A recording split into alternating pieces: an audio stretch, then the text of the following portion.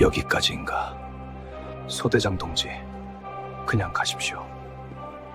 살아야 한다. 살아야 한다!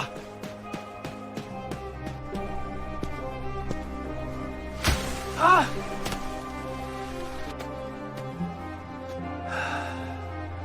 불빛이 여기 있어! 사연 시작 전 좋아요와 구독 꼭 부탁드리면서 두만강 라디오의 사연 시작하겠습니다. 안녕하십니까? 대한민국 국민 여러분. 그리고 이북 땅에 두고 온 내 형제들을 가슴에 묻고 사시는 실향민 어르신들. 제가 오늘 여러분 앞에 선 이유는 남들은 화려한 불꽃놀이로 축복했던 2026년의 그 첫 새벽이 저에게는 왜 죽음보다 차가운 공포였는지 말씀드리기 위해서입니다. 여러분, 사람의 눈은 속여도 몸은 속이지 못한다는 말을 아십니까? 평양의 그 화려한 주석단 위, 인민의 어버이라 칭송받던 그 사람의 몸이 지금 어떻게 썩어가고 있는지, 그리고 그 빈자리를 채우기 위해 갓 13살 된 어린 딸을 왜 두토록 서둘러 정중앙에 세워야만 했는지, 저는 그들의 가장 은밀한 생체 정보를 지키던 호위 사관으로서 그 추악한 진실을 모두 목격했습니다. 오늘 저는 제 목숨과 맞바꾼 기록들을 하나씩 꺼내 놓으려 합니다. 이것은 한 병사의 탈북수기가 아니라 껍질만 남은 채 무너져 내리는 어느 독재 정권의 마지막 비명입니다. 자, 이제 사과 껍질처럼 위태로웠던 그날의 평양으로 여러분을 초대합니다. 2026년 1월 1일 새벽, 평양 금수산 태양궁전의 공기는 유난히도 칼칼했습니다. 숨을 들이마실 때마다 폐부 깊숙이 얼음 파편이 박히는 것 같았지요. 저는 그날 평소보다 더욱 무거운 마음으로 그분의 뒤를 따랐습니다. 제 손에는 검은색 특수보안 가방이 들려 있었습니다. 남들은 그것이 핵 가방이나 대단한 기밀 서류함인 줄 알지만 사실 그 안에는 그날 그분이 내뱉어야 할 생리적인 모든 흔적을 담을 준비가 되어 있었습니다. 참배가 시작되자 평소와는 다른 기묘한 광경이 펼쳐졌습니다. 평생을 전쟁터에서 보낸 백발의 노장군들이 이제 겨우 중학교 나갈 법한 어린아이 김주의 앞에 서서 허리를 90도로 꺾고 있었습니다. 그 아이는 예전의 천진난만한 모습이 아니었습니다. 눈빛은 얼음처럼 차가웠고 입가에는 권력의 맛을 아는 자들만이 짓는 오만한 미소가 걸려 있었죠. 대열의 정중앙, 원래라면 김정은 위원장이 독차지해야 할 그 자리에 주애가 섰습니다. 그것은 단순한 부녀의 동행이 아니라 내가 이 나라의 주인이다라고 온 세상에 공표하는 섬뜩한 선언이었습니다. 하지만 제 시선은 그 아이의 발끝이 아니라 바로 옆에 선 김정은 위원장의 목덜미에 머물렀습니다. 2미터도 안 되는 거리에서 본 그의 뒷모습은 차마 눈뜨고 보기 힘들 지경이었습니다. 140kg이 넘는 거구가 내뱉는 숨소리는 이미 사람의 것이 아니었습니다. 마치 고장난 기계가 쇳소리를 내며 돌아가는 것 같았죠. 한 걸음을 뗄 때마다 그의 손목에 찬 최고급 시계줄이 부어오른 살점에 파묻혀 보이지 않았습니다. 심각한 부종이었습니다. 그때였습니다. 참배를 마치고 돌아서던 그가 갑자기 걸음을 멈췄습니다. 온 세상이 정지한 듯한 30초간의 정적. 곁에 있던 리설주 여사의 얼굴이 백지장처럼 하얗게 질렸고 주변을 지키던 호위병들의 손이 일제히 총자루를 꽉 쥐었습니다. 그 순간 김주애가 아버지의 곁바짝 다가가 손을 꽉 잡았습니다. 화면으로 보신 분들은 그것이 딸의 지극한 효심이라 생각하셨겠지만 제 눈에는 똑똑히 보였습니다. 그것은 잡는 것이 아니라 쓰러지려는 아버지를 지탱하는 것이었습니다. 아버지, 이제 들어가셔야겠습니다. 나지막하지만 서늘한 목소리. 그 아이의 목소리에 김정은은 마치 주문에 걸린 듯 고개를 끄덕이며 끌려가듯 걸음을 옮겼습니다. 연회장으로 돌아온 뒤 저는 보았습니다. 김 위원장의 이마에 비 오듯 흐르는 식은땀이 비단 옷을 검게 적시고 있었습니다. 요리사가 벌벌 떨며 사과를 깎아 바쳤지만 그는 손가락 하나 까딱하지 못했습니다. 대신 그 사과 조각을 집어든 것은 김주애였습니다. 그녀는 아버지가 보는 앞에서 사과를 아작아작 씹으며 주변의 노병들을 하나하나 훑어보았습니다. 마치 누가 충성하고 누가 의심하는지를 판별하는 어린 사자처럼 말입니다. 그날 밤 저는 보위부 기록관에서 비밀리에 내려온 충격적인 지시를 들었습니다. 전 군단장들이 김주혜에게 개인적인 충성 맹세문을 올리라는 것이었죠.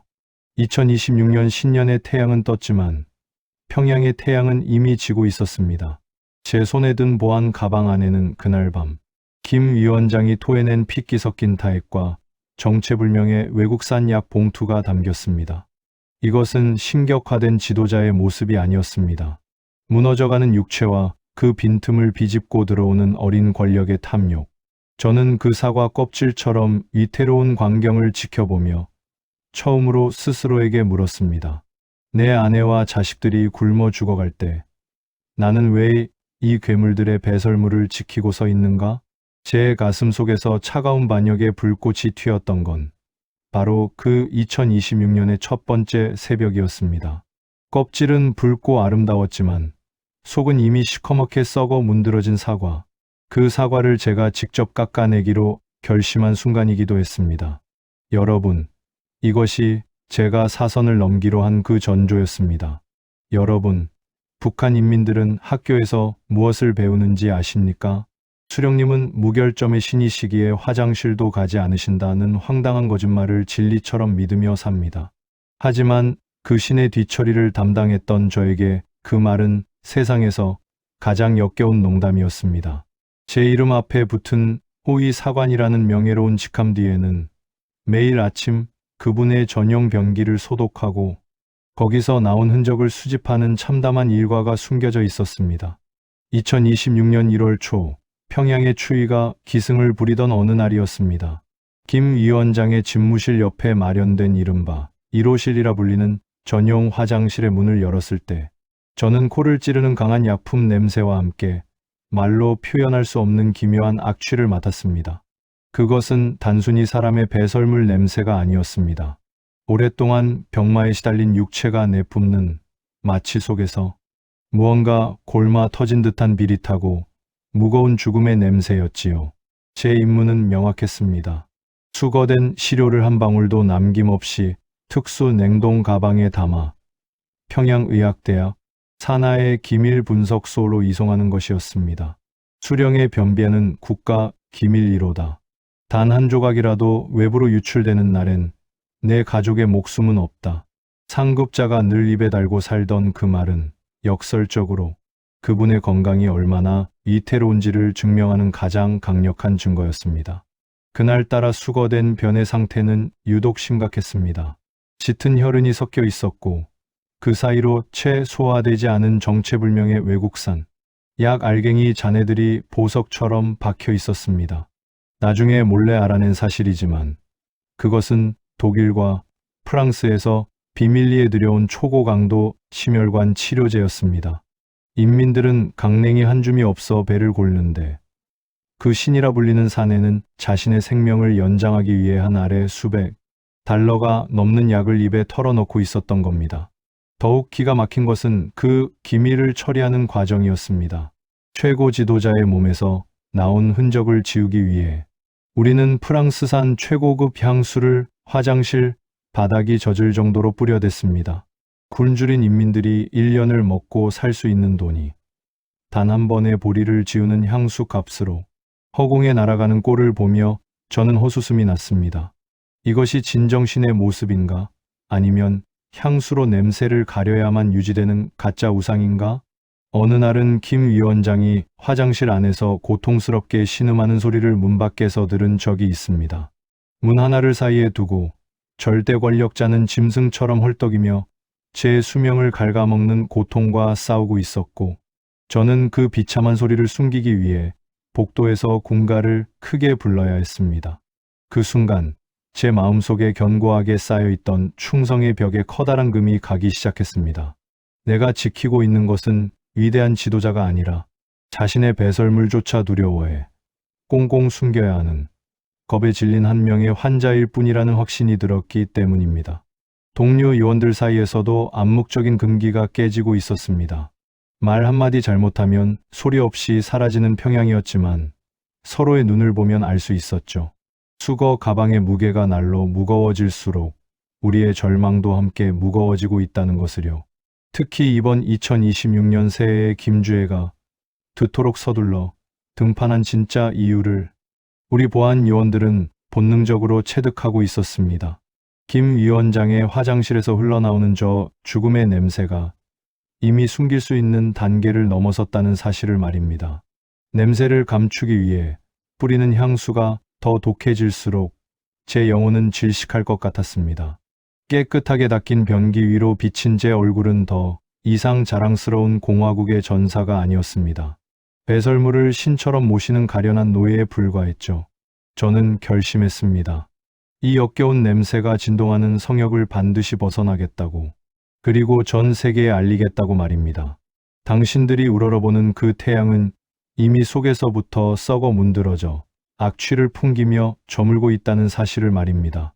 여러분, 군대라는 곳은 위계와 질서가 생명인 곳 아닙니까? 하물며 평생을 전장에서 늙어온 노장군들에게 계급장은 곧 목숨보다 귀한 명예입니다. 그런데 2026년의 평양에서는 그 모든 상식이 무참히 짓밟히고 있었습니다. 어느 날 평양 인근의 비밀 작전 기지에서 화력 타격 훈련이 있었습니다.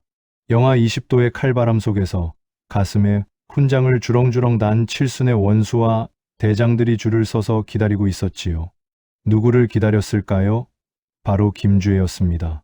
아동용으로 특별 제작된 번쩍이는 금단추가 달린 화려한 가죽 코트를 입고 나타난 그 아이는 마치 인형놀이를 하듯 노병들 사이를 걸어갔습니다. 저는 그날 제 눈을 의심했습니다. 수십 년간 북한군을 호령하던 백전 노장들이 그 어린아이의 손짓 한 번에 허리를 반으로 접으며 아첨 섞인 보고를 올리는 광경을 보았습니다. 아이가 작전 지도 위에 고사리 같은 손을 올리면 장성들은 마치 대단한 전략이라도 들은 양 수첩에 받아 적으며 감탄하는 신용을 했습니다. 그것은 훈련이 아니라 거대한 연극이었고 집단적인 굴욕이었습니다. 김주애의 눈빛은 무서웠습니다. 그 나이대 아이 특유의 해맑음은 사라진 지 오래였습니다. 자신보다 나이가 5배는 많은 장군들을 마치 아랫사람 부리듯 차갑게 훑어보는 그 시선. 저는 그 아이의 눈에서 김정은 위원장의 잔혹한 성격이 고스란히 유전된 것을 보았습니다. 한 노장군이 추위에 손이 떨려 지도를 제대로 펼치지 못하자 주애는 눈썹 하나 까딱하지 않고 차갑게 내뱉더군요. 할아버지는 이제 쉬실 때가 된 것 같습니다. 그 말 한마디에 그 장군의 얼굴이 흑빛이 되더니 이내 구석에서 소리 없이 눈물을 훔치는 것을 저는 보았습니다. 평생을 충성해온 결과가 고작 어린아이의 말 한마디에 목숨을 구걸해야 하는 처지라니. 그것은 충성이 아니라 살기 위한 비굴함이었습니다. 그 노병에 젖은 눈동자에는 자부심 대신 깊은 자괴감과 모멸감이 서려 있었습니다. 더 가슴 아픈 것은 인민군 병사들의 모습이었습니다. 주애가 입은 코트 한 벌 값이면 우리 병사들 수천 명에게 따뜻한 손바지를 입힐 수 있었을 겁니다. 누더기 같은 군복을 입고 입술이 파랗게 질린 채 백두혈통, 결사옹위를 외치는 어린 병사들의 함성이 그날따라 왜 그리 슬프게 들리던지요. 저는 그때 깨달았습니다. 이 나라는 이제 공산주의도 사회주의도 아니었습니다. 오직 한 가족의 영생을 위해 온 국민을 노예로 부리는 거대한 사교 집단일 뿐이었습니다. 70대 노병이 10대 소녀에게 무릎을 꿇는 이 기괴한 풍경 속에서 저는 북한의 미래가 완전히 끝났음을 직감했습니다. 내 자식들에게 이런 나라를 물려줄 수는 없다. 아니, 저 아이를 위해 내 남은 인생을 바칠 수는 없다. 노병들의 눈물은 제 가슴에 불을 질렀습니다. 권력의 대물림을 위해 인간의 존엄마저 쓰레기통에 쳐넣는 평양의 현실. 저는 그날 밤 보안 가방을 꽉 쥐며 결심했습니다. 이 미친 연극의 막을 내리기 위해 내가 먼저 무대 밖으로 뛰쳐나가겠다고 말입니다. 시청자 여러분, 제 내장은 제 인생의 가장 위험하고도 찬란했던 비밀에 관한 이야기입니다. 평양의 칠흑 같은 어둠 속에서 제 영혼을 깨운 것은 총소리가 아니라 아주 작은 금지된 소리였습니다. 여러분, 평양의 밤은 세상에서 가장 조용한 곳 중 하나입니다. 겉으로는 화려한 네온사인이 번쩍이는 것 같아도 사람들의 숨소리조차 감시받는 그곳의 밤은 무겁고 적막하기만 하죠. 그 고요한 정적 속에서 저는 매일 밤 죽음과 맞바꾼 도박을 시작했습니다. 제가 하는 일은 최고 지도자의 생체 정보를 지키는 것이었지만 아이러니하게도 제 손재주는 망가진 전자기기를 고치는데 아주 뛰어났습니다. 보위부에서 압수한 남한제 라디오 하나를 몰래 빼돌려 수리한 것은 순전한 호기심 때문이었습니다. 어느 날 밤 두꺼운 소미불을 머리 끝까지 뒤집어 쓰고 주파수를 돌리던 제 귀에 지지직거리는 잡음 사이로 맑고 고운 목소리가 흘러들어왔습니다. 여기는 서울입니다. 오늘 하루도 수고 많으셨습니다. 그 목소리를 듣는 순간 제 심장은 터질 듯이 뛰기 시작했습니다. 서울, 가본 적도 없고 가볼 수도 없으며 오직 미 제국주의의 괴뢰들이 사는 지옥이라고만 배웠던 그곳. 하지만 라디오에서 들려오는 이야기는 제가 알던 세상과 너무나 달랐습니다.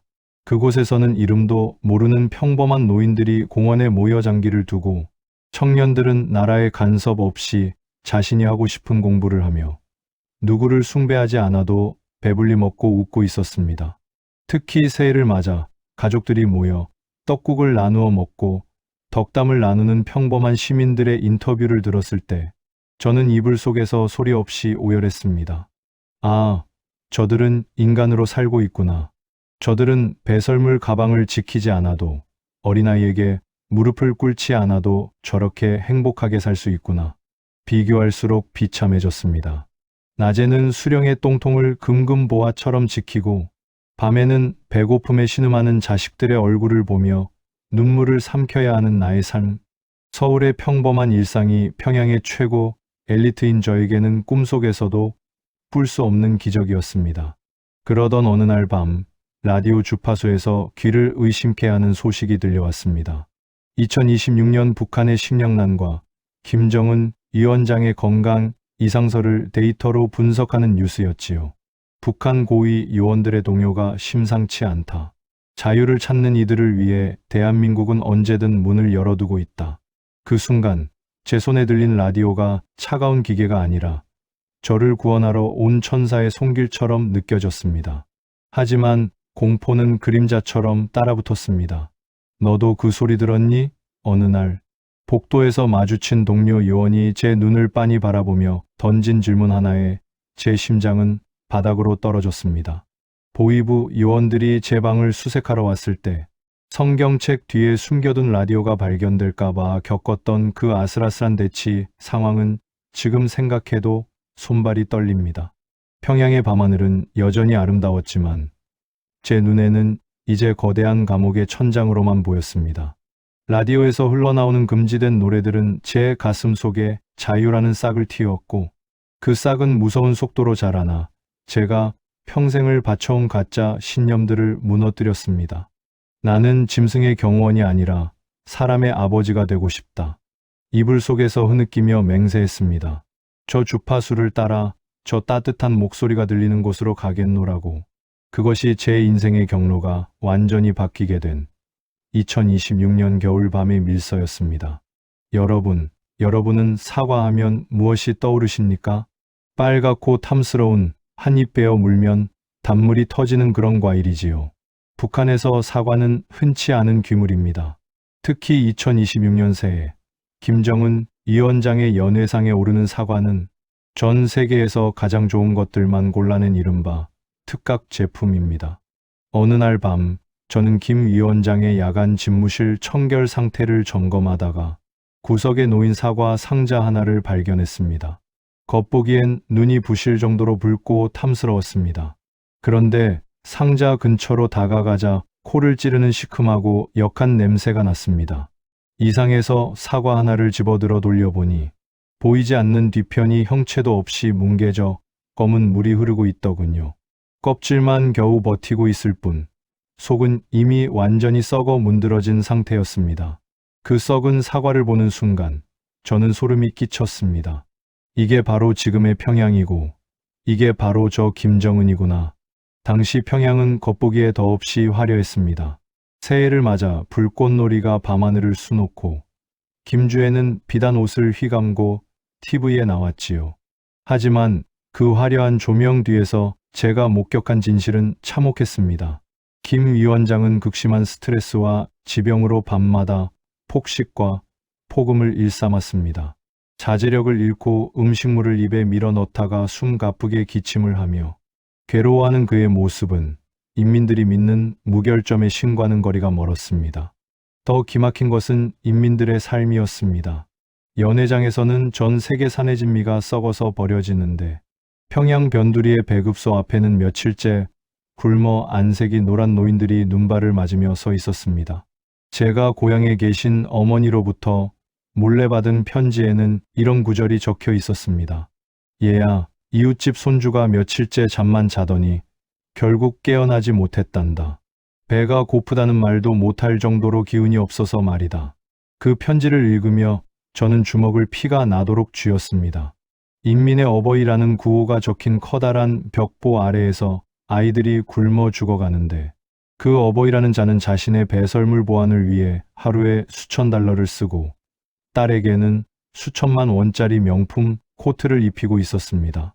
특히 제가 가장 견디기 힘들었던 건 김주애의 권력이 공고해질수록 이설주 여사의 모습이 점점 수척해지고 권력의 중심부에서 밀려나는 듯한 묘한 기류였습니다.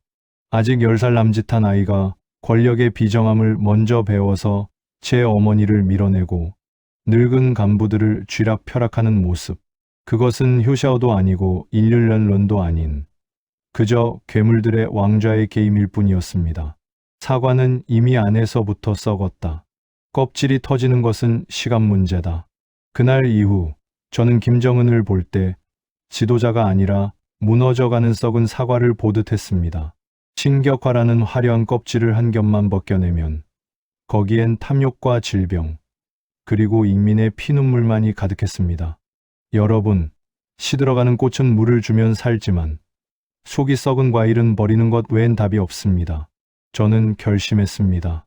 이 썩은 냄새가 진동하는 상자 속에 함께 갇혀 죽지는 않겠노라고. 껍질이 터져 오물이 쏟아지기 전에 반드시 이 감옥을 탈출하겠노라고 말입니다. 여러분은 누군가 나를 죽이려 한다는 사실을 깨달았을 때 어떤 기분이 들 것 같습니까? 2026년 1월의 어느 날 아침, 저는 제 숙소 책상 다리 구석에서 가늘게 반짝이는 금속 물체를 발견했습니다. 손톱보다 작은 도청기였습니다. 그 순간 등줄기를 타고 얼음물이 흐르는 듯한 오싹함이 전해졌습니다. 드디어 나를 의심하기 시작했구나. 사실 징조는 그 전부터 있었습니다. 그분의 화장실에서 수거한 샘플에서 전에는 본 적 없는 파란색 캡슐의 약 잔해를 발견했을 때였습니다. 그것은 북한 내엔 존재하지 않는 극도의 심장 발작을 억제하는 고단위 응급 처방전이었습니다. 제가 그 약병의 라벨을 아주 잠시 들여다보았을 뿐인데 옆에 있던 주석궁 전속 주치의의 눈빛이 순식간에 살기로 변하더군요. 그 주치의는 평소 저와 눈인사 정도는 나누던 사람이었습니다. 그런데 그날 오후 복도에서 마주친 그가 제 곁을 지나치며 아주 나직하게 하지만 분명하게 속삭였습니다. 비가 올 것 같으니 어서 우산을 펴시오. 그것은 우리들만의 은어였습니다. 숙청의 바람이 불어닥칠 테니 살아남을 길을 찾으라는 마지막 경고였지요. 그날 이후 평양의 공기는 완전히 달라졌습니다.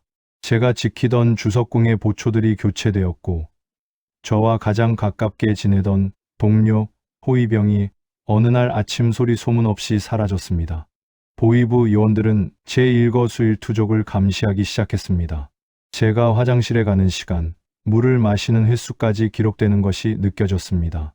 특히 김주애의 등장이 잦아지면서 주석궁 내의 긴장감은 극에 달했습니다. 어린 여장군의 권위를 세우기 위해 조금이라도 낡은 사상을 가진 자들은 가차없이 제거되던 시기였습니다. 어느 날 밤 제가 CCTV 관제실을 지나가다 우연히 화면을 보게 되었습니다. 거기엔 김주애가 김정은 위원장의 집무실 의자에 앉아 아버지가 먹던 약병들을 하나하나 들여다보며 차가운 미소를 짓는 모습이 담겨 있었습니다. 그 아이의 눈에는 아픈 아버지에 대한 걱정 대신 곧 내 손에 들어올 거대한 권력에 대한 탐욕만이 번득이고 있었습니다. 그 소름 끼치는 광경을 본 순간 저는 확신했습니다. 김정은이 쓰러지는 날, 그 비밀을 가장 많이 아는 나 같은 보안 요원들은 첫 번째 숙청 대상이 되겠구나. 집으로 돌아와 어머니가 남겨주신 낡은 성경책을 품에 안았습니다. 제가 지켰던 것은 수령의 건강이 아니라 무너져가는 독재 정권의 마지막 숨통이었습니다. 그리고 이제 그 정권은 자신들의 부끄러운 비밀을 묻기 위해 저를 지으려 하고 있었습니다. 내일은 없다. 오늘 밤이 나의 마지막 평양이다. 저는 도청기가 설치된 책상 위에서 보란듯이 군복을 정리했습니다. 하지만 머릿속으로는 이미 수만 번 연습했던 탈출 경로를 복귀하고 있었습니다.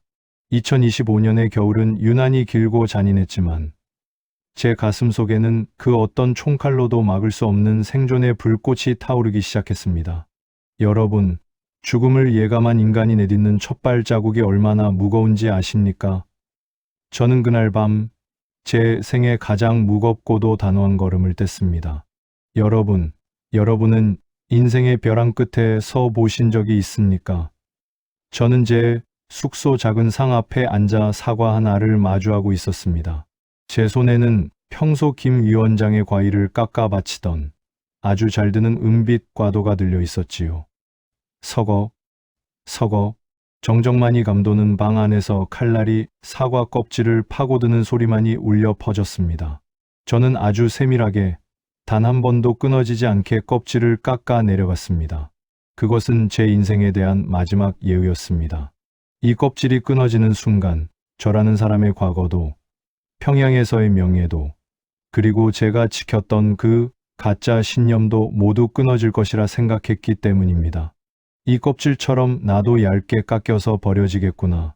하지만 속살마저 썩게 내버려 둘 순 없다.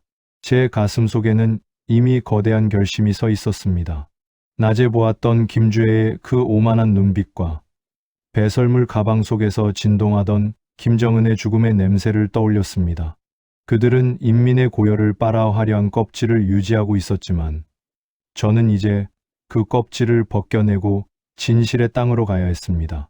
저는 보안 가방 깊숙한 곳에 보위부 몰래 챙긴 김 위원장의 비밀 의료 기록 사본과 작은 라디오, 그리고 어머니가 주신 낡은 성경책을 집어넣었습니다.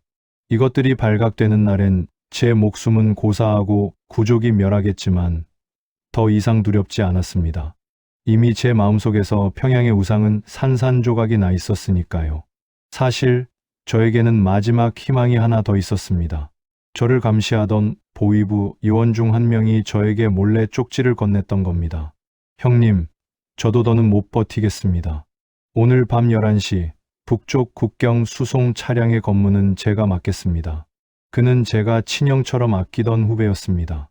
그 또한 2026년 새해 벽두부터 시작된 피바람에 신음하고 있었던 겁니다. 독재의 칼날은 충성스러운 사냥개들의 목마저 겨누고 있었고 우리는 그렇게 죽음의 공포 앞에서 자유라는 이름으로 하나가 되었습니다. 밤 10시 50분 저는 마지막으로 거울을 보았습니다. 훈장이 달린 화려한 제복 대신 검은색 작업복을 입은 제 모습이 낯설었습니다.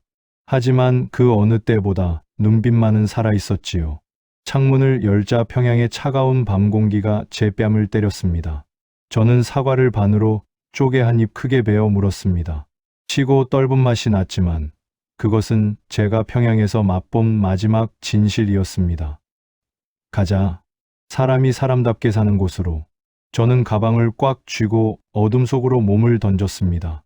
제 뒤로는 썩어가는 사과 상자 같은 평양이 남겨졌고 제 앞에는 사선을 넘어야만 도달할 수 있는 차디찬 국경의 얼음강이 기다리고 있었습니다. 여러분, 껍질을 벗어던진 과일은 금방 변한다지만 저는 그 변화가 두렵지 않았습니다. 썩어서 죽느니 변해서 살아남고 싶었기 때문입니다. 평양을 떠난 수송 열차의 바닥에 몸을 숨긴 지 10시간. 마침내 국경 도시 해산에 도착했을 때 제 온몸은 이미 감각이 없었습니다. 하지만 쉴 틈이 없었지요. 열차에서 뛰어내리자마자 저를 반긴 것은 2026년에 살을 에이는 듯한 북방의 칼바람과 국경 전역을 샅샅이 훑고 있는 서치라이트의 하얀 불빛이었습니다. 거기 누구냐? 정지. 어둠 속에서 국경 수비대의 고함 소리가 들렸습니다. 심장이 터질 듯이 요동쳤습니다. 저는 대답 대신 칠흑 같은 숲속으로 몸을 날렸습니다. 뒤편에서 수색견들의 사나운 짖음과 군화 소리가 점점 가까워졌습니다. 탕, 탕, 고요한 밤 공기를 찢는 총소리가 제 귀를 스쳐 지나갔습니다. 아, 여기서 끝인가? 눈앞에 나타난 것은 꽁꽁 얼어붙은 압록강이었습니다. 저는 뒤도 돌아보지 않고 얼음 위로 뛰어들었습니다. 미끄러지고 넘어지며 손톱이 깨져 피가 흐르는 줄도 모르고 강 중앙을 향해 기어갔습니다. 그때 제 뒤를 쫓아온 병사 하나가 제 바로 뒤까지 따라붙었습니다. 총구가 제 뒤통수를 겨누는 것이 느껴졌습니다. 저는 죽음을 직감하며 눈을 감았습니다. 그런데 들려와야 할 총성 대신 익숙한 목소리가 들렸습니다. 소대장 동지, 그냥 가십시오. 못 본 걸로 하겠습니다. 고개를 들어보니 제 밑에서 훈련받았던 예쁘한 녀석이었습니다. 녀석은 눈시울을 붉히며 총구를 하늘로 돌려 허공에 대고 총을 쐈습니다. 여기 아무도 없다. 녀석의 외침을 뒤로하고 저는 다시 얼음판을 기었습니다. 친구의 배신이 일상인 그곳에서도 사람의 정칭은 살아있었던 겁니다. 강중앙에 다다랐을 때 갑자기 쩌적하는 소리와 함께 얼음이 깨졌습니다. 순식간에 영하 30도의 강물이 제 몸을 집어삼켰습니다. 심장이 멈추는 듯한 고통이 전신을 휘감았고 무거운 보안 가방이 저를 바닥으로 끌어내렸습니다. 하지만 저는 가방을 놓지 않았습니다. 이 안에는 제가 가져가야 할 평양의 추악한 진실이 담겨 있었으니까요. 죽을 힘을 다해 깨진 얼음판을 붙잡고 기어 올라왔을 때 제 눈앞엔 중국 쪽 숲속에서 깜빡이는 조력자의 손전등 신호가 보였습니다. 중국 땅에 발을 딛자마자 저는 그림자처럼 움직였습니다. 공안의 추격과 변절자의 밀고를 피하며 며칠 밤낮을 산속에서 버텼습니다. 먹을 것이 없어 나무 껍질을 씹고 갈증이 나면 썩은 웅덩이 물을 마셨습니다. 2026년에 중국은 탈북자 검거가 그 어느 때보다 심해진 지옥 그 자체였습니다. 동남아 밀림을 헤치고 가시덤불에 온몸이 찢기며 수천 킬로미터를 이동했습니다. 마침내 태국 영사관의 태극기가 제 시야에 들어온 그 순간 저는 그 자리에 주저앉아 짐승처럼 울부짖었습니다. 대한민국 국적자임을 확인합니다. 이제 안심하십시오. 영사관 직원의 그 한마디, 그 따뜻한 목소리를 듣는 순간 제 어깨를 누르던 140kg 김정은의 배설물 가방과 김주혜의 차가운 시선, 그리고 평양의 그 역겨운 냄새가 한순간에 씻겨 내려가는 것 같았습니다. 처음으로 받아든 나만의 따뜻한 국밥 한 그릇, 모락모락 피어오르는 하얀 쌀밥 위로 제 눈물이 뚝뚝 떨어졌습니다. 평양에서 지켰던 그 화려한 사과보다 이 소박한 밥 한 덩이가 1000배, 10,000배는 더 달콤했습니다. 조사를 받으며 가방 속에 숨겨온 의료 기록지를 꺼냈을 때 저는 주치의가 했던 우산을 펴라는 말의 진짜 의미를 깨달았습니다. 그 기록지 맨 마지막 장에는 주치의가 몰래 적어놓은 메모가 있었지요. 이것을 세상에 알려 우리 인민들을 이 사슬에서 풀어주시오. 그는 처음부터 제가 이 기록을 들고 나갈 것을 알고 도와주었던 겁니다. 저는 이제 더 이상 배설물을 지키는 노예가 아닙니다. 저는 이제 제 이름으로 숨을 쉬고 제 의지로 밥을 먹는 대한민국의 국민입니다. 인천공항의 찬란한 불빛 아래에서 저는 맹세했습니다. 제가 본 그 썩은 사과의 진실을 단 한 명의 사람에게라도 더 알리겠노라고 말입니다. 서울의 아침은 눈이 시리도록 평화롭습니다. 창밖 공원에는 어르신들이 가벼운 차림으로 산책을 하시고 아이들의 웃음소리가 담장을 넘어 들려옵니다. 평양에서는 결코 볼 수 없었던, 아니 상상조차 할 수 없었던 이 평범한 풍경이 저에게는 매일 아침 배달되는 기적과도 같습니다. 저는 가끔 식탁에 놓인 사과 한 알을 물끄러미 바라보곤 합니다. 이제 더 이상 썩은 부분을 숨기기 위해 향수를 뿌릴 필요도, 누군가의 눈치를 보며 껍질을 깎을 필요도 없습니다. 저는 오늘 사과를 깎지 않습니다. 대신 그 달콤한 자유의 열매를 껍질째 씹으며 살아있음을 느낍니다. 여러분, 제가 가져온 그 비밀 기록들은 이제 전문가들의 손에서 분석되고 있습니다. 2026년 새해 김주애를 앞세워 건재함을 과시하려 했던 북한 정권의 속사정은 처참합니다. 김정은의 육체는 이미 스스로를 지탱하기 힘들 정도로 무너졌고 그 빈자리를 채우려는 어린 권력의 등장은 체제의 종말을 앞당기는 촉매제가 될 뿐입니다. 겉은 붉고 탐스러워 보일지 몰라도 그 상자 안은 이미 회생 불가능할 정도로 썩어 문드러졌습니다. 제가 이긴 이야기를 여러분께 들려드린 이유는 단 하나입니다.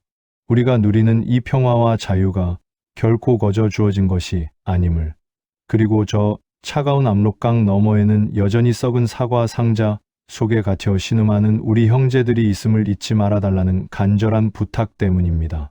대한민국 어르신 여러분, 여러분이 일구어 놓은 이 땅은 정말 위대한 곳입니다.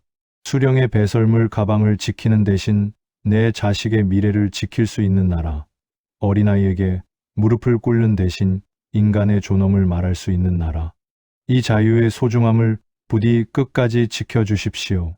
그리고 북녘 땅에 남아있는 내 동료들과 인민들에게 전합니다. 2026년의 태양은 떴지만 독재의 그림자는 이제 곧 거칠 것입니다. 거짓으로 세운 우상은 진실의 햇볕 아래 반드시 녹아내리게 되어 있습니다. 제가 넘은 그 사선은 이제 여러분 모두가 자유로 가는 길이 될 것입니다. 자유는 비겁한 침묵 속에서는 결코 피어나지 않습니다. 사선을 넘어온 탈북보안요원의 고백을 끝까지 들어주셔서 감사합니다. 저는 이제 평양의 호위병이 아닌 자유 대한민국의 시민으로서 여러분 곁에서 살아가겠습니다. 우리 모두가 웃으며 평양거리를 함께 걷는 그날까지 이 고백을 멈추지 않겠습니다. 이 이야기가 여러분의 가슴에 작은 울림이 되었다면 구독과 좋아요와 댓글로 자유의 목소리에 힘을 보태주십시오. 여러분의 응원이 북녘 땅에 닿아 절망 속에서 피어나는 희망의 씨앗이 될 것입니다.